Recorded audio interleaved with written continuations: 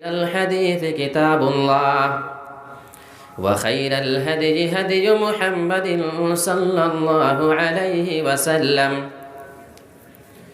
وشر الأمور محدثاتها وكل محدثة بدعة وكل بدعة ضلالة وكل ضلالة في النار.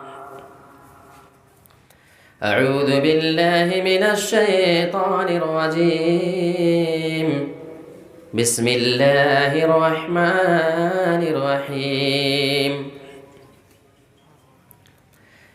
إن للمتقين مفازا. وقال الله تعالى في موضع آخر: وأزلفت الجنة للمتقين غير بعيد. وقال النبي صلى الله عليه وسلم: من رأى منكم منكرا فليغيره بيده فإن لم يستطع فبلسانه فإن لم يستطع فبقلبه وذلك أضعف الإيمان. رب اشرح لي صدري ويسر لي أمري واحلل عقدة من لساني يفقهوا قولي. آمین.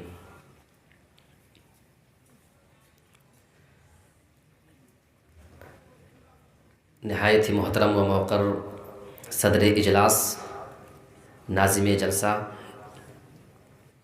ہاڑو چک، کلیا چک، مالدہ سے ارد گرد سے تشریف لائے ہوئے نہایت ہی محترم سامعین کرام،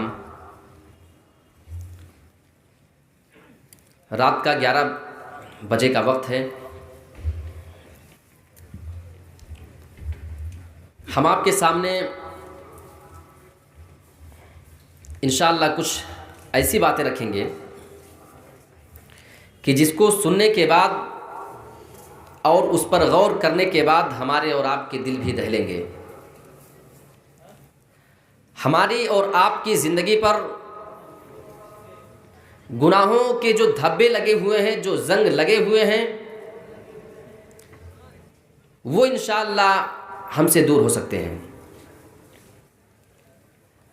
اللہ کا ڈر کیا چیز ہے، آج میں آپ کو یہی سمجھانا چاہتا ہوں. ایک انسان کی زندگی میں اگر اللہ کا ڈر حقیقی طور پہ جو ہونا چاہیے اگر وہ پیدا ہو جائے تو حقیقت یہ ہے کہ اس زندگی کے کامیاب ہونے میں کوئی شک نہیں ہے. جو انسان گناہوں سے، برائیوں سے اپنے آپ کو بچا لے جائے، نیکیوں کی جانب اپنے آپ کو لگا دے، دنیا میں جگہ جگہ آپ کو برائیوں کے اڈے نظر آئیں گے، کہیں جوئے کی شکل میں، کہیں شراب کی شکل میں، کہیں چوری کی شکل میں، کہیں زنا کی شکل میں. یہ ساری برائیاں آپ کے سامنے منہ کھولے کھڑی ہوں گی. آپ اگر وہ برائیاں کرنا چاہتے ہیں تو آرام سے کر سکتے ہیں. لیکن جب ایک انسان کسی بھی گناہ کو کرنے کے لیے جانے لگے یا اس کا ارادہ کرنے لگے اور اس آدمی کے دل میں ایک ہچکچاہٹ پیدا ہونے لگے کہ یہ میں کیا کرنے جا رہا ہوں، تو آپ سمجھ جائیے گا کہ اس کام سے اپنے آپ کو ہمیں بچانا ہے. سب سے پہلے ایک بات میں آپ کو سمجھا دیتا ہوں کہ انسان اللہ سے بھی ڈرتا ہے اور انسان سانپ سے بھی ڈرتا ہے، انسان بچھو سے بھی ڈرتا ہے، انسان شیر سے بھی ڈرتا ہے، چیتے سے ڈرتا ہے، تیندوے سے ڈرتا ہے. آگ جل رہی ہو تو انسان آگ سے بھی ڈرتا ہے، اس میں جانا نہیں چاہتا ہے. پانی کے سمندر میں ایک انسان چھلانگ نہیں لگاتا ہے، اس سے ڈرتا ہے. پانی کی گہرائی سے، سمندر کی گہرائی سے انسان ڈرتا ہے. تو اللہ سے بھی انسان ڈرتا ہے اور ان چیزوں سے بھی انسان ڈرتا ہے، سانپ سے بھی، بچھو سے بھی. لیکن ان دونوں ڈرنے میں ایک بہت بڑا فرق یہ پایا جاتا ہے کہ جب ایک انسان اللہ سے ڈرتا ہے اور وہی انسان سانپ سے بھی، بچھو سے بھی، ان ساری چیزوں سے جو اسے نقصان پہنچانے والی ہے ان سے بھی ڈرتا ہے۔ ان دونوں ڈر کے درمیان ایک بہت بڑا فرق پایا جاتا ہے، وہ فرق میں آپ کو بتانا چاہتا ہوں۔ جب ایک انسان سانپ سے ڈرتا ہے، بچھو سے ڈرتا ہے، تو وہ اس سے اتنا ہی دور بھاگتا ہے۔ یعنی دنیا میں جس کسی چیز سے بھی انسان جب ڈرتا ہے تو اس سے اپنے آپ کو بچانے کی کوشش کرتا ہے، جتنا دور اپنے آپ کو اس سے رکھ سکے اتنا ہی ہمارے لیے بہتر ہو۔ یہی ہمارا طریقہ ہوتا ہے دنیا کے اندر۔ لیکن جب ایک انسان اللہ سے ڈرنے لگتا ہے، ایک انسان جتنا ہی اللہ سے ڈرنے والا ہوگا اتنا ہی وہ اللہ کے پاس جانے والا ہوگا، اتنا ہی وہ اللہ کے سامنے جا کر کے کھڑا ہو کر کے رونے اور گڑ گڑانے والا ہوگا۔ بس یہی فرق ہے دنیا کی چیزوں سے ڈرنے میں اور اللہ سے ڈرنے میں۔ آئیے اللہ کے نبی صلی اللہ علیہ وسلم کی زندگی کا معاملہ دیکھتے ہیں، اللہ سے کیسا آپ ڈرا کرتے تھے۔ ایک مرتبہ اللہ کے رسول صلی اللہ علیہ وسلم گزر رہے تھے، ایک گری ہوئی چیز وہاں پر پڑی ہوئی تھی۔ اللہ کے نبی جناب محمد رسول اللہ صلی اللہ علیہ وسلم نے اس گری ہوئی چیز کو اپنی نظروں کے سامنے دیکھا۔ آپ کا دل چاہا کہ اس چیز کو اٹھا کر کے میں کھا لوں، آپ کو بھوک لگی ہوئی تھی، لیکن اللہ کے نبی جناب محمد رسول اللہ کے ڈر کا عالم یہ تھا، آپ نے اپنی زبان مبارک سے جملہ ارشاد فرمایا، لولا انی اخاف انہا من الصدقۃ لاکلتها، اگر مجھے اس بات کا ڈر نہ ہوتا، مجھے یہ خوف نہ ہوتا کہ یہ جو گری ہوئی پڑی ہوئی چیز ہے یہ صدقے میں سے کوئی چیز ہوگی، خیرات میں سے کوئی چیز ہوگی، لَأَكَلْتُهَا، تو میں اسے ضرور کھا لیتا۔ یعنی آپ اندازہ لگائیں کہ کسی گری پڑی چیز کو اللہ کے نبی اس لیے ہاتھ نہیں لگایا کرتے تھے، کہیں وہ چیز صدقے میں سے نہ ہو، خیرات میں سے نہ ہو۔ یہ نبی کے ڈر کا عالم ہے، جن کے بارے میں قرآن یہ اعلان کرتا ہے، قد غفر له ما تقدم من ذنبه وما تأخر۔ اللہ کے نبی جناب محمد رسول اللہ کے سارے اگلے اور پچھلے گناہ کو اللہ نے معاف کر دیا ہے۔ یہ اس نبی کے ڈر کا عالم یہ تھا۔ آج ہمارے اندر بھی کون سا ڈر ہے اللہ جانے۔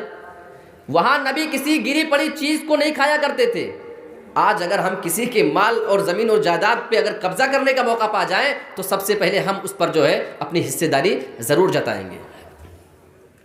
ہمارے سامنے اگر کسی کا مال لوٹنے کا موقع مل جائے تو ہم اسے اپنی زندگی میں سب سے قیمتی موقع سمجھتے ہیں اور وہ کام ہم ضرور کرنا چاہتے ہیں۔ یہ ہمارے حالات ہیں۔ ایک آدمی کی زمین کے کیس کتنے سال سے چلے آ رہے ہیں، جبکہ دونوں میں سے ایک آدمی کو معلوم ہے کہ اس دعوے میں میں جھوٹا ہوں، لیکن اس نے کیس کیا ہے تو مقدمہ وہ لڑے گا، ضرور لڑے گا۔ اس کے باپ دادا اس کے مقدمے کو دیکھا کرتے تھے، باپ دادا کا انتقال ہو چکا ہے، اب اس کا بیٹا آیا ہے۔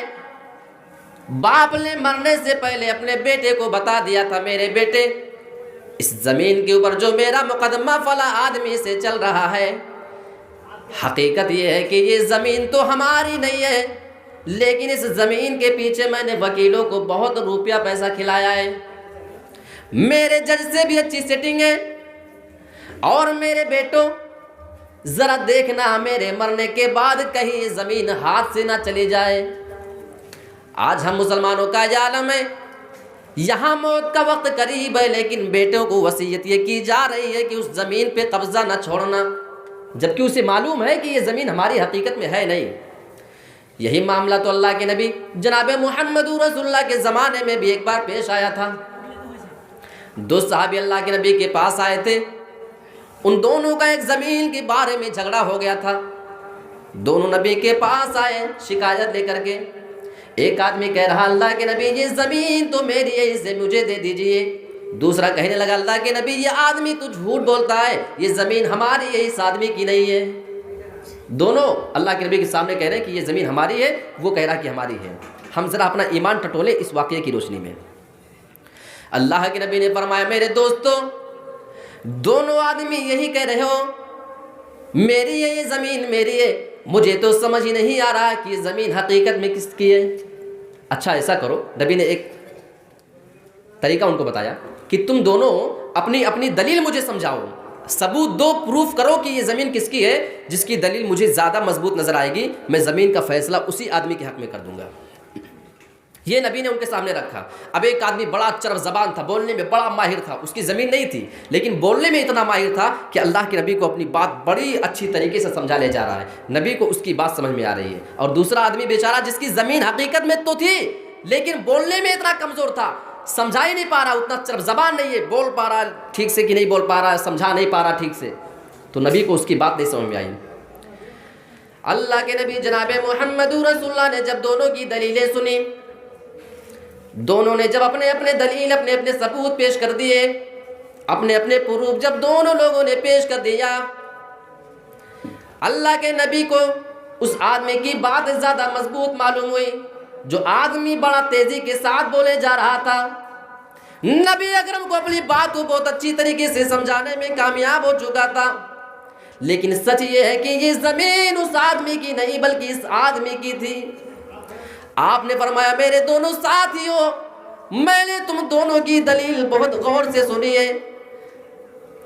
اے فلاں آدمی, تیری دلیل مجھے کمزور معلوم ہو رہی ہے, تیری دلیل میں مجھے اتنی کوئی طاقت نظر نہ آئی کیونکہ تو اتنی اچھی طریقے سے مجھے اپنی بات نہیں سمجھا سکا ہے. اور یہ فلاں آدمی, اس کو دیکھو یہ کتنی بڑی بڑی دلیل میرے سامنے پیش کیے جا رہا ہے, مجھے کتنی اچھی طریقے سے اپنی بات سمجھا رہا ہے.